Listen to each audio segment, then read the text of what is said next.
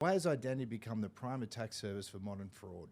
Everything's digital right now. That identity, that's the keys to the kingdom right there. If you have someone's identity, you can open up an account. If you can mimic somebody's identity, which means you're facilitating some kind of account takeover, social engineering.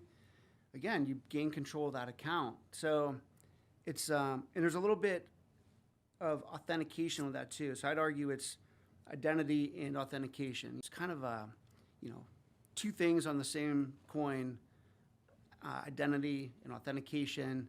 Once that's breached, or once the threat actors figure out how to beat or bypass a control, they have free reign of the bank account. It's really fascinating how they figured out how banks work, sometimes better than the banks themselves. To me, there's not much information needed to really start this full process. And if you look at opening up a bank account right now, you do it with your phone. You don't have to show up at the bank anymore. So yeah, if they want to steal an identity, name, date of birth, TIN, SOC, they can create a document that kind of looks maybe like you. One thing I think is important too, so they can cobble together your identity with maybe a fictitious name. They create synthetic identities. So that's a whole nother way for them to control that whole account lifecycle, from account opening to access to maintenance, money movement, because now they kind of created a fictitious person. I think what's a really important distinction between those two is in ID theft. So if I steal your identity, open an account, you're probably going to know. You're going to get some kind of alert.